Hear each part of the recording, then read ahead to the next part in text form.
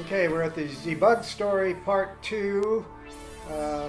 My partner in crime, Mark Brekke, came all the way out here from Hawaii, and he's going to help me and help us actually continue our Zebug story and tell a lot from his point of view. So we're going to continue the Zebug story right now. Aloha.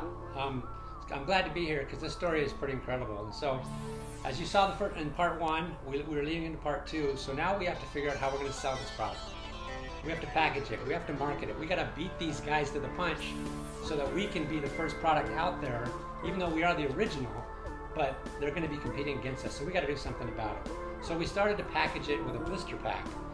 So that they were individually packaged so that the consumer can see what it is and know how it works and know how to attach it and know everything about it rather than this big old gumball packaging that we did in the beginning. So it wasn't long after that we discovered that sometimes in business it's kind of who you know sometimes can benefit you, because we just happened to come across a friend of my brother's who worked for the USA Today, saw the product, completely freaked out, could not believe what an amazing idea it was. And so they said, hey, I might be able to get this in the paper of the USA Today. Well, we were obviously excited.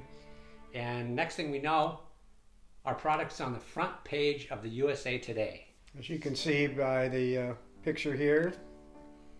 And so what was the problem with that, though, Eric? Even though we're on the front page, we think we got it made. Well, that's our golden ticket. Yeah, what happened? The problem with that at the time, this was way before the internet and all that kind of stuff. No websites, no nothing. All we had was the product out there and a telephone number and our names that were attached to the article. Millions of people seeing this thing as the newest, hottest thing at the beach is what it said. It's the catch of the beach, or I forget what the article said. I haven't seen it in so long. What did it say? Best catch on the beach? You can read it on. Yeah, you can read it on the. You can read it on there, but yeah, it congratulated us two guys here. And what was also cool was that day, just another little quick thing, was because the product was on the front page of the USA Today, there was a local DJ out here in California, Rick Dees, as everybody probably remembers from Kiss FM. That same day, he was reading the newspaper. That was part of his spiel every day, to look at the newspaper and kind of go through and see what's hot and not and whatever in the news. And you remember that? Yeah, we interviewed us on the radio. Yeah, he actually, well, he didn't interview us. Remember, he actually just talked about the product. The interview came later. Oh, it was on the cable network. Cable network. That's right. Came later, but yeah, Rick Dees actually spoke about us two surfers out here from California, and congratulations, guys, and it was kind of cool. So at that point, we're getting all this exposure, but nobody can find us where we are, go to a website, whatever. So what happened was eventually we were getting contacted here. I have a file over here with, as you can see, there's just hundreds of people started contacting us and sending us letters and notes on how can they find the product, what a great idea. This is kind of what you got in the mail. So then it was really interesting, because we're going, okay, how can we get this thing known? How can we get it out there in the market? We're just two guys. We don't have really a lot of experience. We're very creative. We have a brilliant idea. And what do? And next thing we know, we get another opportunity that looks like it's it. And we get a call from Timex Corporation, who makes the watches. They saw our product, thought it was amazing. They looked up the patent pending on it, and they see that it's patent pending by a young guy named Erik Nordskog in Woodland Hills, California. And so they literally call him up on the phone and say, hey, we're interested in your product. Yeah. Here's what an actual patent looks like, just so you know. This is what you get when you get it from the U.S. government. This is actually our design patent, which came through. You'll see on the pictures too that we have our utility patent, and you can see how all that goes there. But I just thought I'd show you what a actual physical patent looks like. You get the cool seal from the government and whatever. But go ahead, Mark. Interesting story on the patent. When we first applied for the patent, the Library of Congress didn't think it was worthy of a patent. This concept of a attachable lip balm container that attached to your watch to protect your skin from the sun. Apparently they didn't think it was worthy. Then Zinca, as you saw in part 1, they took our idea and started marketing it and put it on the market and had it selling on shelves, and people were buying the product. So our attorney went to the Library of Congress and said, look, my client needs protection on their concept because they created it, they invented it, and this company is making money on my client's idea. Well, because Zynka did that, they revisited the patent. Not only did they give us the design patent for the Zebug, they give us a utilitarian patent, which meant any kind of container attached to a watch that's designed for lip balm or sunscreen is ours. So thankful to them for being such crooks, we ended up actually getting a patent that Timex, because they wanted to do a deal with us, we were able to then give them the patent number, and they could stop any other company from taking our idea and stealing it and making money on it ever again. That was cool. That was really cool, and luckily, like Mark said, that because of the fact that we were being knocked off at the time, they actually expedited the patent for us, and the patent came through, which was a big deal for us, and that kind of rolled us into the Timex deal that we had.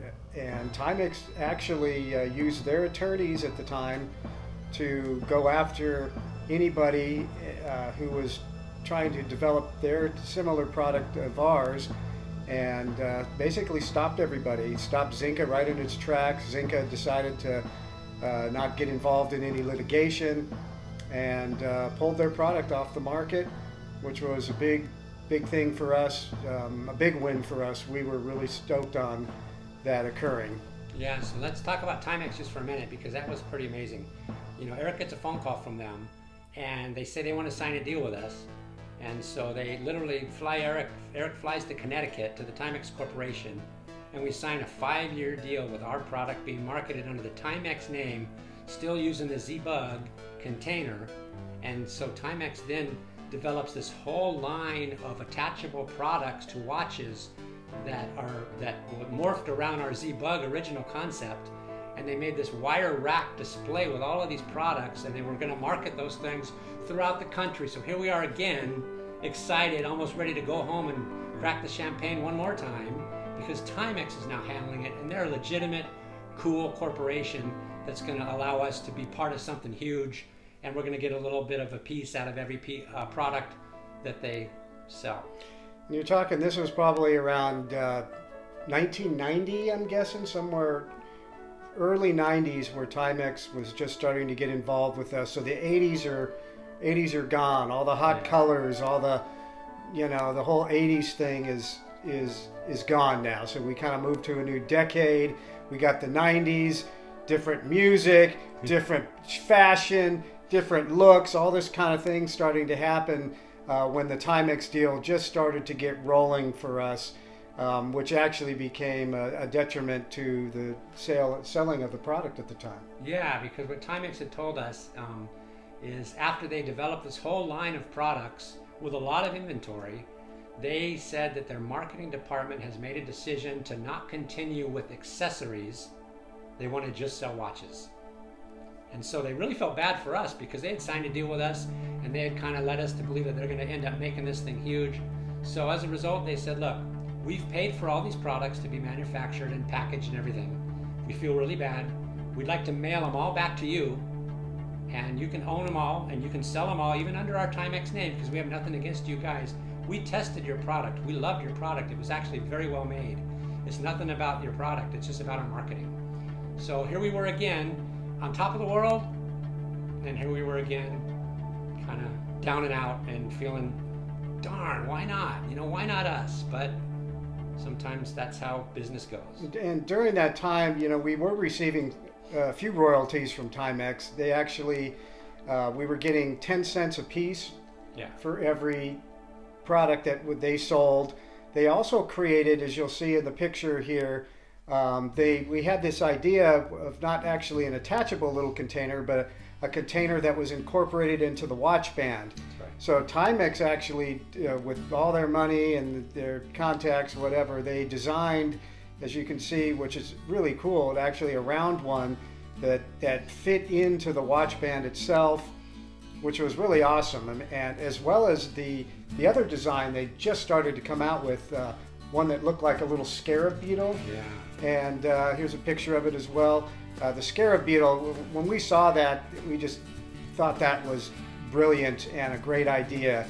But again, it was kind of at the end of the whole 80s cycle. We're going into the new world here of the 90s, and grunge music and all this kind of stuff is starting to happen, and it just kind of deflated the whole product for us, and we were down and out again. But you can see that we were this close from making a big deal out of it. Yeah, and so then you start to wonder, you start to question yourself, and your whole thought process is like, is this really a good idea? Why isn't it making it? What's wrong? What's the reason? And sometimes you just can't figure it out. There's no explanation as to why a good product doesn't make it, and a product that's not so good does make it. We've come to learn that you just have to accept that as just something that is unexplainable sometimes. But was our product a good idea? Well, apparently a lot of other countries thought so, because we had all of these other countries developing a detachable lip balm container off of the Zebug. And as you'll see from a lot of these pictures, there were several companies that made something very similar. Which also too notes when you do get a patent, there are international patents, U.S. patents, U.S. trademarks, international trademarks, and that's one thing. I know Timex started to file for international trademarks for the name and all that, but they did not file utility patents in all the other countries and everything. So you kind of left open the design and the concept and the idea for people overseas to kind of create their own ideas and their own products, which, as you see in some of these pictures, some companies really came out with some cool ideas, cool design. They started pre-filling the product with actual lip balm inside, with different flavor lip balms, as you can see in the pictures again. Really great stuff. They had terrific packaging and things. When you have money and backing behind you, you could really do the product justice, where we personally never had that. But then when we had the Timex deal, they were able to kind of do a lot of stuff that we couldn't do. But then again, as the Timex thing fell apart, we started to see and hear about our product being sold in other countries, which leads it to what Mark was just going to say about the product being the Innovation of the Year award in the Netherlands. It won Innovation of the Year award in the Netherlands from some company that brought it into their country as if it's a new idea, and they win this title in their country as Best Innovation of the Year, and it was our idea. Somebody else passed off as their own in their country. So, that's going to happen. That's part of invention, part of creative life. People are going to want to take credit where credit's not due, and that's okay. It's not going to, we're not bitter about it. We're just glad that other people believe that our concept was so brilliant that they wanted to get out there and market the same idea, because basically what we've never even really talked about it as much as we should have is the whole idea of this product is to help prevent people from getting skin cancer and damage from the sun. As you'll see here on my nose, I'm a victim of skin cancer. Had this product been invented back in the early days when I was surfing, I may not have had to go through it. So we were hoping to help prevent millions of people from getting damage from the sun with this great little product. And hundreds of thousands of people have. So then we started thinking about what about add specialty? What if you could put your name on this product, and then people could put their name on it, and actually it would be seen on the wrist of everybody that wears it, and they'd say, what is that? And they go, oh, I got this from so-and-so company. And as you know, add specialty, there's a ton of it out there these days.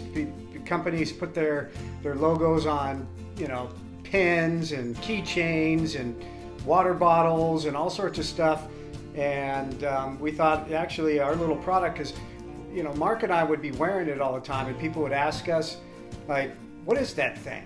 What do you got on your watch? What is that? And it was such a conversation piece. Just you would see it here sitting on your watch, or different colors, a bright pink one here, and it became a conversation piece, and it's so visible and out there. So what if we were able to put different logos on the container, and a company could now use it as a giveaway product, And that basically started to happen. And it wasn't necessarily us doing it. We found out later there was a company that was putting them out there with this particular design. You can see this one has Aspen written on it here. They were selling them at Aspen ski resorts. They called it the Balm box at the time. And you know, you can see, and as well as there's another company, they called it the Lip Dip. And you know, different logos were being put on the Lip Dip for sale as well. Again, a brilliant idea, but we weren't making any money on it. Yeah, you know, and it really boils down to, honestly, a lot of marketing. You know, we were not excellent or experts in marketing. We didn't have the breaks. We didn't maybe meet the right person. We didn't have the money. We didn't have the money. We definitely didn't have the capital. That's for sure. That's one of the things that we lacked the whole time we tried this. So that can hurt you, but you know, sometimes you just meet the right person, and the capital doesn't matter. You just make it. But we didn't. We didn't. But what we decided to do years later, I mean, as time kind of went on, and Mark and I started to, you know, go on to other projects. Mark actually ended up moving to Hawaii, got married, had a baby, and all this stuff, and doing his thing. And I kind of was doing my thing out here in California, and we just kind of left the product going, you know, kind of left it aside for many, many years. But we still had, you could still find it at Zebug.com. It's attached to actually my other surf company, On It Pro here, where you can buy it. This is what we came up with recently. We decided to, because when all the cell phones started coming out, people stopped wearing watches. Everybody started looking at their phones and whatever. Watches are back though now again. People are wearing watches all over the place. But when the cell phones came out, nobody was wearing watches again, so we figured, okay, well, what are we going to do? You know, people aren't wearing watches. They can't put the Zebug on, so we decided to come up with this little strap. We created a little neon strap, or neoprene strap for the Zebug, and the actual Zebug actually fits inside here. It's the original design. It fits in there. It doesn't pop out, which is really cool. You're not going to lose it. It's not going to fall off. That was one thing about the rubber bands that we had. Actually, the bands we had, again, were made by a tire company. They never deteriorated. They still have a powder coating on them after 25, 30 years. Yeah. Literally have a powder coating. You could pull the thing and it doesn't disintegrate like a regular rubber band. We had to order 1 million rubber bands because it was a weight. And for those little bands to weigh that much, it equaled 1 million bands. So we had good inventory of rubber bands. Yeah, and I still have today, Mark, in the garage, maybe about 5 boxes of just full of rubber bands. Of these rubber bands, and they still look exactly the same as when we purchased them years ago. I wish you didn't have any, because that would have meant we sold 1 million Zebugs, but that's not the case. That's true. We still have a lot of rubber bands because we haven't sold 1 million, but we've sold some. You know, that's for sure. And on our website, by the way, when you do purchase them, you could actually purchase the Zebug with the neoprene strap, or you can still get it the original look by itself with the rubber band. And I always throw in extra bands for people, but we still have the original bands you can sell, or that go with it, that can be put on your watch, your purse strap, your sunglass, just like we talked about at the beginning. So anyway, you can get it this way or this way at Zebug.com. Zebug, the name came like literally. We were thinking about how are we going to market this thing. So we wrote down all these names on this piece of paper. And I remember writing Zebug because I was thinking Dubug because it looks like a bug. It does. It looks like a bug. It looks like it has legs and tentacles and everything. So Zebug came to our heads, and we said, let's call it Zebug. Well, it looks like a bug.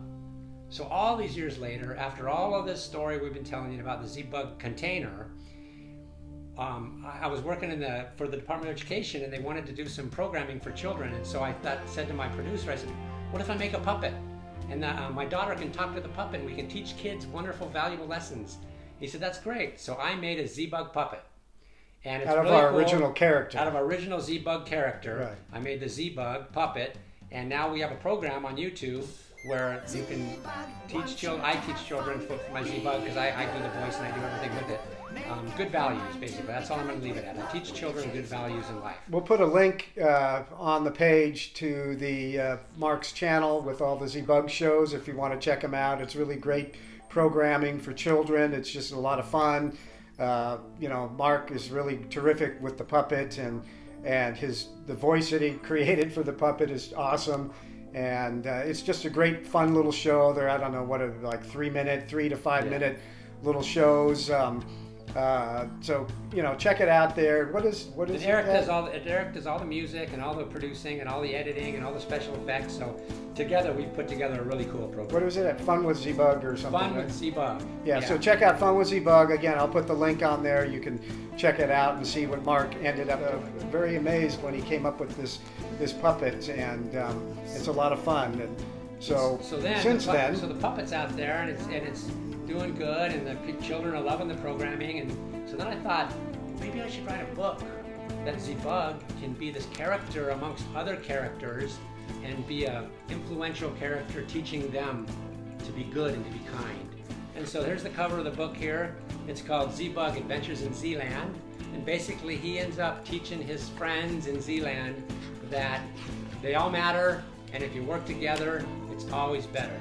That's the whole concept of the book. And so Zebug now has morphed into this lifeline, like a live character in this world, teaching children it's cool to be kind. As well as he created a whole line of characters. Thank you. A whole line of characters with the whole world around it, Zealand, that all these little characters live in, and you know, hang out with Zebug and all that. You can see, what are the different characters' names, just for fun? What I'd really like to do is sum it up a little bit quicker than giving that, because the idea is all of these characters should not get along. In real life, they don't. And in our world today, we're really suffering from a lot of that not getting along business. So I'm hoping that I can teach children that what really matters is that we all get along, no matter what our differences are, no matter what we believe or don't believe, that we can all get along, and if we work together, it's always going to be better. Now I want to be clear, this whole video, part 1, part 2, was not about marketing this book or the Zebug YouTube channel. It just morphed into this through the years of having Zebug in our lives and in our head, and conceptually it just came to be. Maybe that's the whole reason that Zebug even came to pass. I don't know, but you know, again, Erik and I ask each other this all the time. Why didn't Zebug become the biggest fad in the country or in the world? Because the whole concept is to help prevent people from getting skin cancer. That's a pretty positive thing. And yet, again, we sit here and look at each other and ask, why not us? Why not our product? And you know what? Sometimes you just can't figure it out. You just gotta accept it, and don't be bitter about it. Be better, learn from it, and just keep going on, and never give up. Zebug's still available today. Maybe one day it's going to become the biggest thing in the world, and it'll be one of those amazing stories that could be told on another day. We still get people contacting us who had Zebugs from many years ago, and they find us online. I just had one the other day where they're just, how can I find this little product? I wore it years ago back in the 80s, and they end up doing some research on the web and find us, and they're ready to purchase the product again. So you still can get it. It is available. It lasts. It's a tough little container. It lasts a long time, and it works really great. It's a great utility product. It's fun. It's convenient. And it's just the whole story is just crazy what happened with Mark and I from the very beginning of coming up with the idea to where it just, you know, developed into this whole product line, and then all the trials and tribulations of all the different companies getting involved and us going to them and then being knocked off over the years, and then, you know, having a big deal with Timex, and then not having the deal with Timex, and you know, other things like that, to where you just think you're that close from being a huge success where the product is going to go crazy. You know, you start popping the champagne. Well, that's one lesson we learned, was do not pop the champagne early. Not too early. Not until the check's in the mail. Until the check has actually cleared the bank. Yeah. And so, you know, again, over all these years, we probably, though, have sold, you know, hundreds of thousands. Maybe $250,000. Yeah, have actually been sold over the years of the product, from what we did, from what Timex did, as well as all the other, designs overseas too, how many they sold. So the product is out there, it's still available, and just come see us. And I want to thank Mark for actually showing up here. He was in town. We had a little reunion here with our old class of 76, junior high school reunion. We are. Well, we invented the product in the 80s, true. so we were young, still pretty young whippersnappers then. But I'm glad Mark was able to come and help me finish the video. And so, it's good to have a good partner, somebody that you can trust as well. That's one thing is really tough, somebody you can work with and share the dream, share everything, and we have over all these years. And thanks to Mark for coming out. Well, Eric, it's been a pleasure. The journey it's not over yet. It's not over yet. We're still journeying. I'm going to say aloha to you guys, and I'm going to head back to Hawaii. I got to get back with my family. Thank you for listening, and Zebug is awesome. Okay, I'll give a shaka and aloha. Signing off. This is Eric at San Fernando Valley Dude, signing off about the Zebug story part 2. Thank you.